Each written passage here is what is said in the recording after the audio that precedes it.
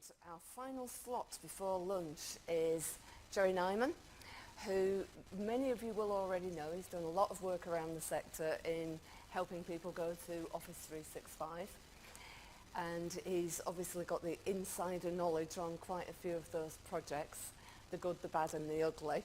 And following Gartner's presentation this morning, Jerry is now rebranding himself as a versatilist because he's realised that that's exactly what he is. Jerry. Thanks very much for that introduction. And thanks very much to Matt for suggesting the title of this presentation and all the temptations that gives us. Okay, that's quite enough of that. We're short of time, so I'm going to dispense with a bit with the poncho and the cheroot and this talking really slowly. This is a catch-up. Where are we up to? We've had Office 365 for about 6 years now, so it's a taking stock of where we think we are. I'm sure you're all familiar with what Office 365 is, so I'll not explain that. And all the information that we're going to be presenting here is stuff that's come from the community. So before we begin, a quick thank you to everybody on the UCISA directors list that's supplied me with the dirt on their implementations, and certainly the Office 365 managers list, and all the people that have taken the time to say where their institutions got up to on my online database of cloud collaboration, and particularly a number of people have taken the time out to spend time on the phone talking to me about their experiences, including Ian. Have we got anybody here from Microsoft? Great. Most of what I'm going to tell you, if it's in italics, is direct quotes from people. There's also a lot of stuff that's come in since I put the slides together, so I'll be adding that in as we go along. So, quick scoop through the history of it. Live at Edu, March 2005, but it wasn't for a couple of years that it was widely adopted within the UK HE sector. And then rumblings about Office 365 between October 2010 with the public beta in 2011, but it really began to bite in 2012 and 13 when Microsoft helped people migrate from Live at Edu for their students onto Office 365. That's where I first got involved with it, the University of Bradford's implementation. And at that point, I found it useful to set up the JISC-Mail Office 365 list. And also the cloud collaboration database, because I couldn't find out who else was doing it, and this was something that the sector, the customer wanted to know. Are we the first? No, you're not the first, but I couldn't tell them who it was. So, firstly, the good.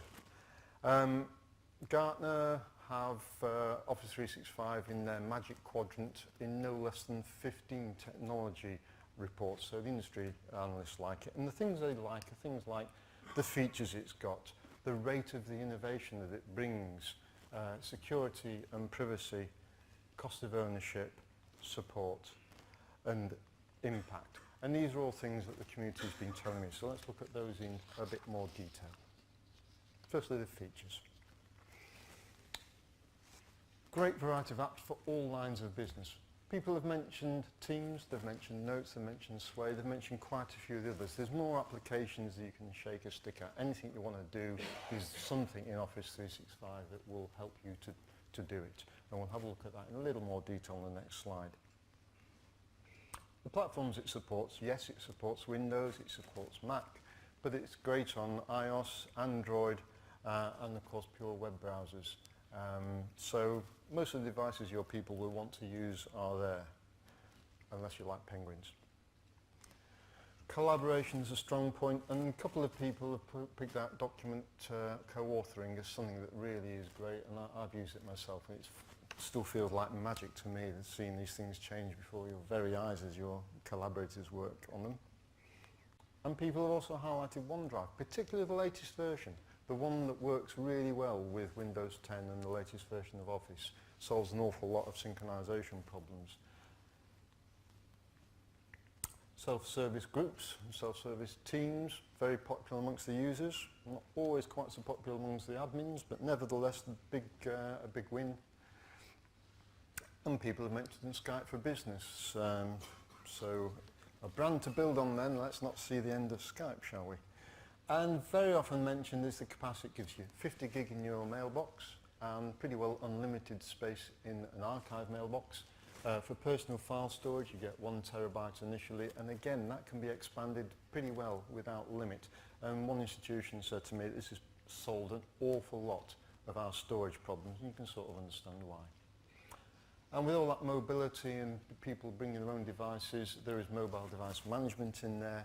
If you want the basic stuff, if you want something more advanced, you can get in tune. So, yeah, the sort of features you would expect for a collaboration and productivity platform. And people, by and large, have told me they're very pleased with that range of features. Here's a really useful diagram from Matt Wade of Icon SharePoint. This is the, what's called the periodic table of Office 365. Link on the bottom right is very useful because that's dynamic. This shows the A1 license coverage. Everything in colour you get with A1. Everything that's greyed out you get with the higher levels of license. And this changes from time to time. I don't know if Staff Hub is on that. Yes, Staff Hub is there. Not much longer. You've got 4 days for Staff Hub. And this is one of the things that's happening all the time. This is changing. So that leads us on to innovation. And some of the comments we're getting. Constant improvements are excellent. People like this sort of stuff. They like the user voice so that they can provide some steerage into Microsoft about where it should go and what needs putting right. And personally, I've found the admin message center really useful as a way of keeping up with what's happening, because there is a lot happening. And we'll talk a little bit more about that later on under a different category. Security and privacy, great concern for people thinking of moving to the cloud, and Microsoft have taken this really on board and gone to town on it. Obviously it's got 27001. Hands up all those whose institutions have got 27001. Yeah, okay. 27,017, 18, personal data in the cloud, they've got all that. The contract has the EU model clauses, and that's a sort of a supplement to the Privacy Shield, which may or may not be valid in the future. We wait and see that with the interest. And there's more. There's G-Cloud, there's the ICO checklist, there's the NCSC checklist, and dozens more. The 27,001 audit reports are available to Office 365 customers, so if you've got a spare moment, you can have a look at them and see what the auditors say about them. And you can have your data, of course, in the UK or mostly in the EU. One or two gotchas there. If you're using Yammer or you're using Sway, the data is in the US. If you're using Planner or Azure in Ireland, if you're using Planner, the data is in Ireland and Netherlands, even if your data centre is in the UK. And an interesting part is some of the personal data in Azure AD is in America. It's not particularly sensitive stuff, but stuff you need to be aware of. And to pull all that all together, we have the Security and Compliance Centre, which is very handy to show your security officers. And closely allied to security, of course, is availability. The uptime, again, from the sector itself, very reliable uptime. People are very impressed with the fact that it stays up. Of course, this rather depends on how reliable the on-premise equivalent service was. Microsoft publishes the figures quarterly. These are the latest figures going back to 2016, so we're seeing 99.97 to 99.99%. And 0.01% downtime, that equates to 53 minutes a year. So you get a feel for how up this service is. But health warning, this is the globalized figures. So if there's a big outage that affects a small percentage of users, it shows up in those figures as a minuscule percentage downtime. The other thing to mention, some people may be aware of the Azure outage in America recently, and that sort of shook some of my understanding of the automatic failover capabilities between data centers. I'll be going back and looking at that again a bit more carefully. But by and large, pretty damn reliable. Cost of ownership. Microsoft reckons that education receives on average a 91% discount on the Office 365 license costs. So that's got to be good. But of course, we're more concerned about what we pay than how much we're saving. And the message so far has been that if everything you want's in A1, there's no incremental cost for people who've got the campus agreement. So that's good, isn't it? If you want some extra stuff like features that are in A3 or A5, or you want to use some of the things like password write back in Azure AD, or you'd rather have advanced threat protection than the basic Exchange Online protection, or Intune rather than the MDM, then you need to pay more for that. But the good news has always been that those can be purchased on a per user basis. So a small group of users want Azure AD or whatever it is, you can just buy it for them.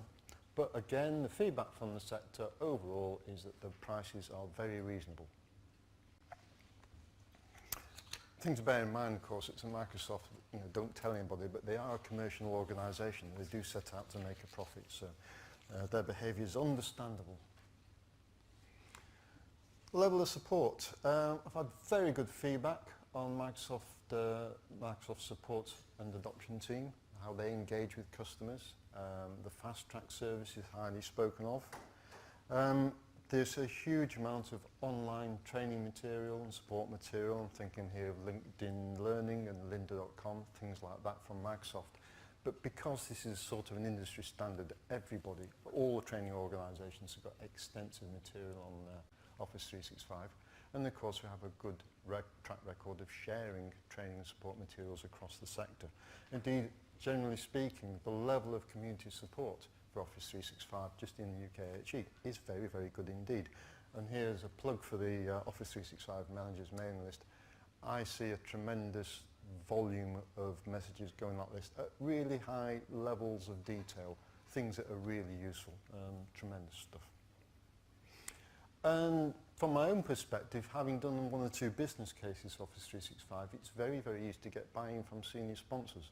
Once they get over the hurdle of, is it safe, is it secure, is stuff private, will the ICO object to it? Once you get past that, and they start to look at the modern facilities, staying up to date, the performance, the cost, never really any great difficulty in putting a business case together to attract the attention of senior people in your organisation. So ramping all that up, what have people said the impact is on their institution? Because this is what really matters. Users love the service, it's great to hear that. Another place they're talking about Office 365 supporting a fundamental review of working practices. Hot desking, digital first, that sort of thing. I think it's probably the same institution, the School of Medicine. They're using it to deliver something much more modern than the traditional VLE. And I was really surprised about that. The more I thought about it, yeah, it can do that sort of thing. This institution have used SharePoint to replace board packs, and the users are loving it. And a very interesting one here, Teams, feed into a sense of academic community. If anybody recognises that phrase, that's because it's a question in the National Student Survey. So this particular institution found that using Teams raised the level of assessment on that particular question in the NSS, which is great. Okay, so that's the good. Of course, nothing's perfect. So what have we got in the bad? Well, we've got the rate of change, there's too much work in progress, the strength of the user voice, lack of UI consistency across platforms. This may be improving, but if you use something on Windows 10 and you use it on Mac and you use it in the web and you use it as an app, it's quite different occasionally. And then the integration with VLEs. Other things that have been pointed out to me, poor support for Linux. What have they got against the Penguin? It's, if you want to use Linux, basically you have to emulate Windows or use a web browser. And also, the feeling that adopting Office 365 means that Microsoft are driving local policies to some extent. Now we've had 2 or 3 presentations this morning that address that point. Software as a service means a different relationship with your suppliers, and some people feel uncomfortable with that. So looking at one or two of those in more detail, rate of change. The pace is quicker than admin, service desk and user can cope with. Got to tailor the training and support resources to the learning styles of various staff groups, and it's difficult to do that if the pace of change is so high. People are saying that for other systems they have an annual upgrade cycle. For Office 365 the upgrade cycle is rather more rapid than that, and just to give some feel for that, since August this year there have been 10 messages in the message centre under the heading Plan for Change and 12 under the heading Stay Informed. Now these changes are going to filter through eventually to what the users get. So that's something like 22 changes in 2 months. Change every 3 days. It's rather rapid. Another comment from somebody else, they don't see any consistent approach to release management. It's hard to tell whether something is going to come through quickly or whether you're going to get a lot of notice that Microsoft are thinking of doing it and some things just appear with no warning. So people would appreciate a lot more forward visibility. There's a lack of information on roadmaps and timelines, although that might be improving. It'd be invaluable to know Microsoft's medium-term intentions with regard to VLE integration. This particular institution wasn't clear. Do Microsoft see it as a VLE, something that replaces VLE? Is it something that they're really going to get into bed with the VLE providers with, or are they going to leave it to the VLE providers to do the integrations? They could do with some clarity. Again, since I put the slides together, a comment about there's just very short notice when retiring some products. Staff Hub is disappearing 1st of October, not that many people seem to use it. So pace has changed. Talk a little bit more about that later.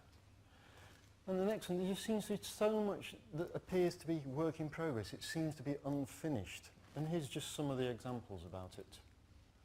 One institution's had its data centre in the EU, they're being moved to the UK, and they are finding that managing the EU data mailboxes that remain is a real pain.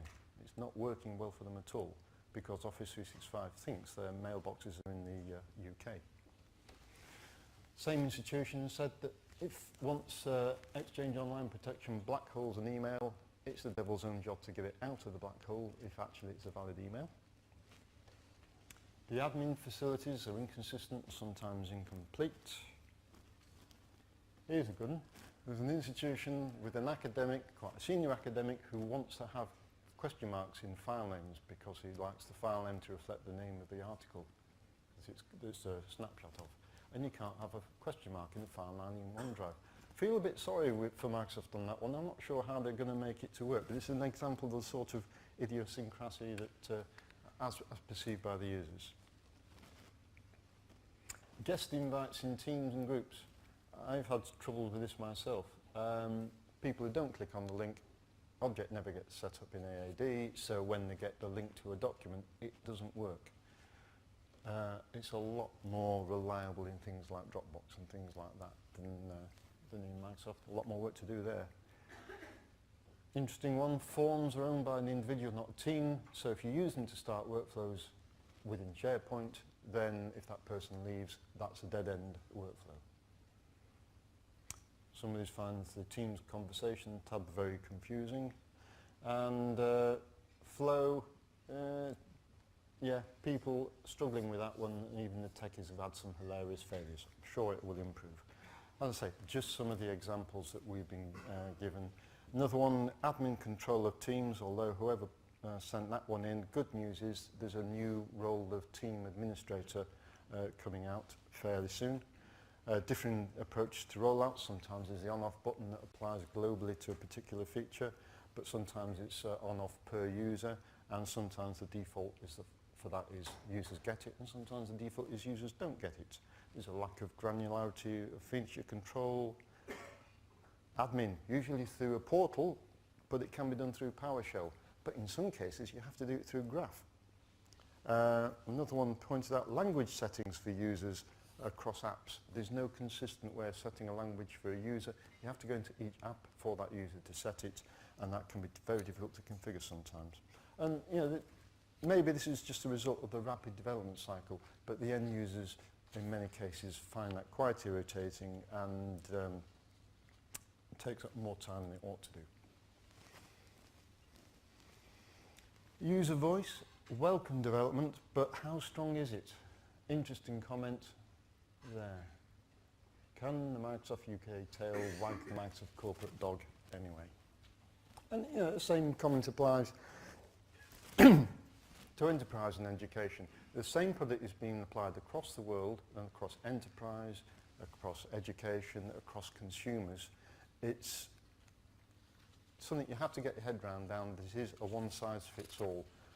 It's a pretty flexible size, but if you expect something to be tailored to your specific requirements, this is not the sort of approach, never mind the product for you. So that's the good and the bad.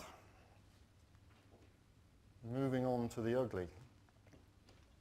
And I have to say, these are not all things that originate from Microsoft. Some of these things are from the user side, from the customer side rather. And the first one, branding instability. Overlapping feature sets, for example, is it in Skype, is it in Teams, is it in Tasks, or is it in To Do? The legacy, interesting one, digital literacy, mismatch. UPN conventions, if you're trying to share or you're trying to collaborate with people outside your institution and your institutions have different conventions for your user primary name, that can cause all sorts of interesting problems. Maybe there's the opportunity for the sector to decide on its conventions for UPNs. Maybe it's an opportunity for Microsoft to come up with some sort of technical solution to this. But in the meantime, it causes heartache and it's not very pretty at all.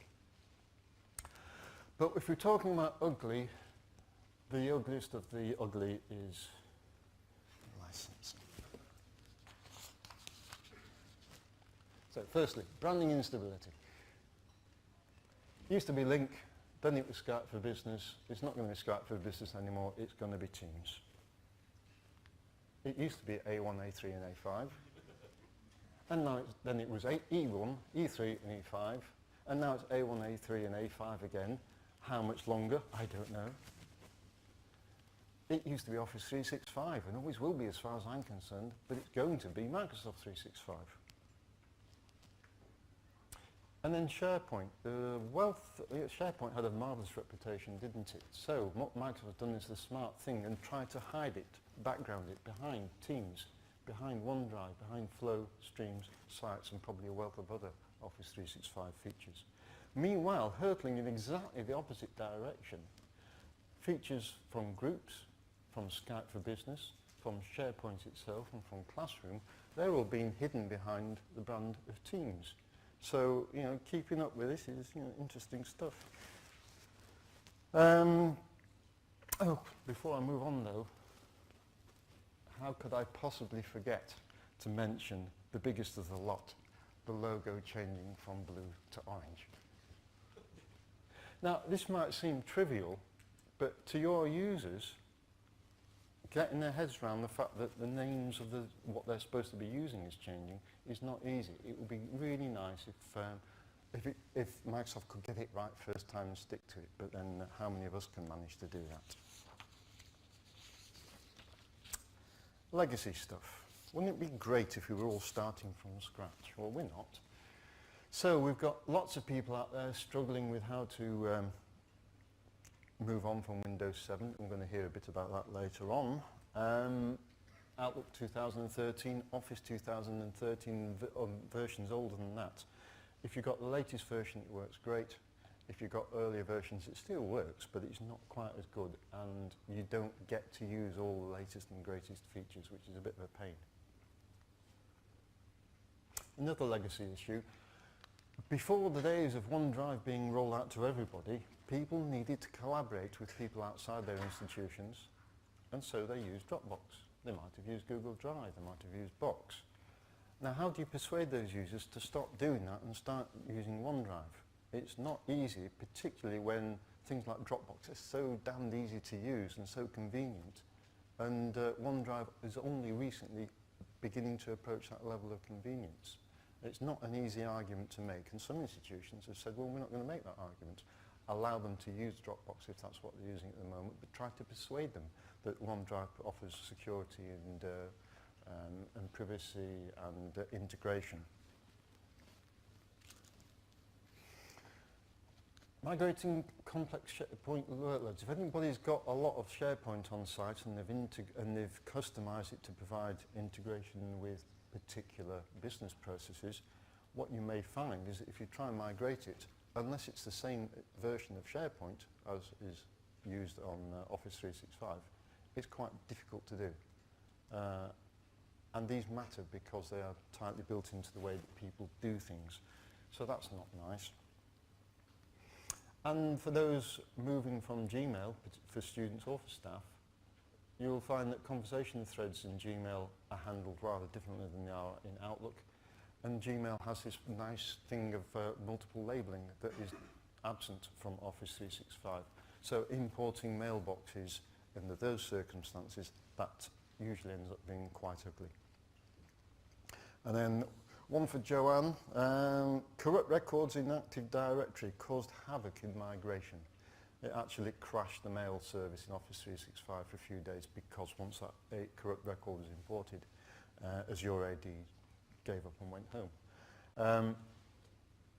So I think on that one, perhaps more health checks on your AD before you begin the migration might well be helpful. But yes, not pretty. Also not pretty, digital literacy mismatch. And this is enforcing Drew's point about the fact that people the culture is stability. We want it to stay the same. But the real world is not the same as Microsoft and us techies see it as, we always welcome the new stuff. We're keen to try it out. There's a lot of people out there that, well, they just don't pick up new applications. And no matter how intuitive the user interface, they want training. That's the culture. That's what they're used to, is being shown how to use it. And many users don't respond well to unannounced improvements in screen and menu ribbon layout. If the menu item isn't labelled exactly the same and in the same place and the same colour, they're going to get confused. And this is a real challenge because if you want to move quickly, if you want to take advantage of all the latest stuff and do the sort of thing that Drew was talking about, how do you square that with the users who are very, very conservative? It's bad news thinking back to Mark's digital dexterity slides. So, yeah, don't know about that one. I think we all have that problem. But the ugliest of the lot, of course, is the licensing. The dreaded SKU complexity. Anybody know what SKU stands for? I only found out myself a couple of weeks back. It's to do with stock taking. Yeah. The the aborted move to knowledge worker licensing would have wreaked havoc. It was pulled at the last minute, apparently. The way SKUs had changed without warning in the move to Microsoft 365. The education qualified user approach sounds like it's going to be expensive. And I'm not quite clear in my own mind yet whether that's negated everything I said earlier on about A1 features being free. Again, stuff that's not made it onto the slides, the last minute license changes, and I think that person was referring to the withdrawal of the move to knowledge workers. What the community wants really is clarity, consistency and stability on licensing. And what it's seeing instead is stuff that sows the seeds of doubt about the future affordability of the product. And this is not good, this is quite ugly. So, the good, the bad and the ugly. What is the verdict? Well, back to the community for the answer to that question. The adoption, firstly amongst the student side of life. If you look at who's moved their students, who is actively planning to move their students, and who's considering moving their students, that comes to 79%. Well over 3/4 of institutions have either moved their students or are planning to move their students. 6% not planning to change, 6% are thinking what to do, and the rest have moved to Google Apps, or in one case, another course of action, which they weren't very clear on. I have to give you a health warning. This covers the 110 institutions that have contributed to the online cloud collaboration database. The fact that they've done that suggests that they are interested in this area, so the remaining institutions may well not be properly represented by these proportions. But a fair chunk of people have moved all their students across. Staff, similar picture. Staff are more complicated to move. They do more with the Office productivity suites, they do more with collaboration, and there are greater concerns around security and privacy for staff. So it's not surprising that although there's been considerable movement, it's not quite as fast as it was for students. So 42% of the institutions have moved, 15% are planning the move, and 10% are thinking about moving to Office 365. 15% of them not planning to change, 12% thinking what to do, and the rest are either with Google Apps or with something else. Okay, so overall that's a pretty strong vote of confidence from the sector, but with some room for improvement. And having caught up a little bit on time, I thank you very much for your attention, and are there any questions?